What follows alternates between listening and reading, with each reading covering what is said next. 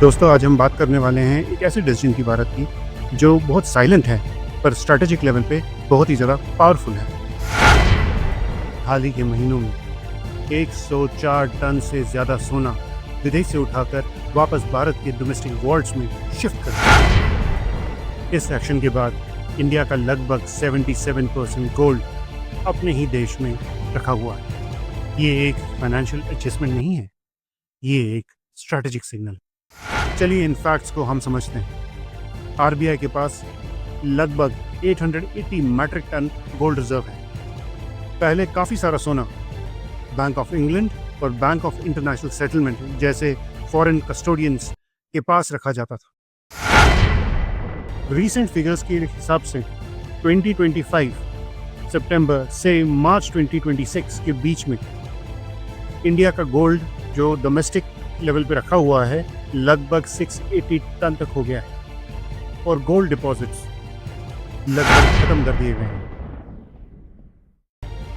मतलब बहुत सिंपल है, गोल्ड का जो ग्रोथ है वो सेम है और गोल्ड उतना ही है, पर उसकी लोकेशन चेंज हो गई। अब सवाल है ऐसा क्यों हुआ, आगे जाके ये और कम होगा, ये कैसे चलेगा। उसके लिए हमें ये समझना होगा दुनिया किस डायरेक्शन में जा रही है। आज की डेट में सिर्फ फाइनेंस को एज एक इकोनॉमिक सेंटर नहीं देखा जा रहा है, बल्कि एक बैटलफील्ड का एक सेंटर माना गया। इसका मतलब ये है अगर आपके सॉवरेन एसेट किसी और कंट्री के पास हैं या किसी और बैंक के कस्टडी में है जहाँ पे आपका कंट्रोल नहीं है, वहाँ के लोकल लीगल एक्शन से आपका सोना या आपके एसेट्स दूसरे कंट्री के कंट्रोल में जा सकता है या सैंक्शंस के अंतर्गत। पीछे कुछ सालों में हमने ये देखा है दुनिया में क्लियरली फाइनेंशियल एसेट्स को फ्रीज करना या उसको एक लेवरेज की तरह यूज़ करना फॉर जियोपॉलिटिकल रीजंस, ये एक कंट्री ने नहीं मल्टीपल कंट्रीज ने किया है और ये एक सोवरेनिटी इशू और स्टेबिलिटी इशू का एक फैक्टर बन जाता है। गोल्ड सिर्फ एक मेटल नहीं है, इस मूव के साथ एक और स्ट्रॉन्ग सिग्नल इंडिया ने दिया है। इंडिया का फॉरेक्स रिजर्व में गोल्ड का शेयर लगभग 16 से 17% का है। इसका मतलब ये है कि आरबीआई जो गोल्ड का रिजर्व रखी हुई है ये एक हेजिंग स्ट्रैटेजी नहीं है, ये एक लॉन्ग टर्म स्ट्रैटेजिक एसेट को बैलेंस करने की स्ट्रैटेजी।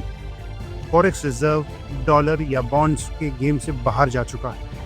ये कॉन्फिडेंस, लिक्विडिटी और सॉवरेनिटी का गेम के बीच में आ रहा है। आरबीआई जो ये कर रही है ये अकेली नहीं है। ग्लोबल पिक्चर को हम इग्नोर नहीं कर सकते। इंडिया अकेला ये नहीं कर रहा। दुनिया एक अकेले सेंट्रल बैंक पे डिपेंड नहीं रहना चाहती। धीरे धीरे अपना गोल्ड को वापस बुला रही है और इंडिया भी वैसा ही कर रहा है। टॉप ब्रिक्स नेशंस इसमें सबसे आगे हैं। क्यों? क्योंकि जियोपॉलिटिक्स अभी जितनी अनस्टेबल हो चुकी है, रिस्क इतने बढ़ चुके हैं, वर्ल्ड इकोनॉमीज जो लार्ज इकोनॉमीज हैं वो अपनी सोवरेनिटी और अपनी असर्शन को दिखाने के लिए या अपना वर्चस्व दिखाने के लिए किसी भी हद तक जाने के लिए तैयार है और ये फाइनेंस भी एक लेवरेज की तरह यूज़ किया जाएगा। इंडिया उस इम्पैक्ट से अपने आप को इंसुलेट करना चाहता है। इंडिया किसी का साइड ही नहीं ले रहा है इसमें, इंडिया किसी के अलाइनमेंट में नहीं जा रहा ये करके। इंडिया एक स्मार्ट बैलेंसिंग एक्ट यूज़ कर रहा है जिसमें गोल्ड रिपैट्रिएशन सबसे बड़ी स्ट्रैटेजी। मैसेज बिल्कुल क्लियर है, हम अपने सॉवरेन एसेट को अपने कंट्रोल में रखना चाहते हैं, ना कि उसको एक्सपोज करना चाहते हैं ग्लोबल रिस्क से। तो आपका ये सवाल होगा कि हम सारा सोना वापस इंडिया क्यों नहीं ले आते एक ही साथ में।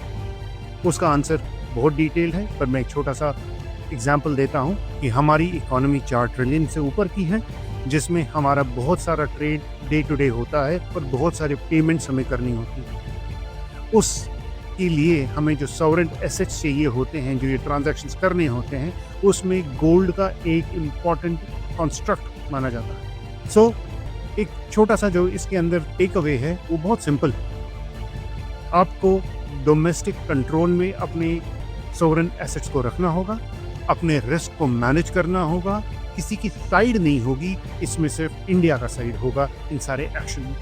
ना हम डी डॉलराइजेशन को ज़्यादा फोकस कर रहे हैं, ना हम प्रो डॉलर को ये कर रहे हैं, पर हम जो कर रहे हैं वो अपने रिस्क को हेज कर रहे हैं। थैंक यू वेरी मच यहाँ तक देखने के लिए। मैं हूँ राहुल, आप देख रहे हैं लेट्स कैच अप।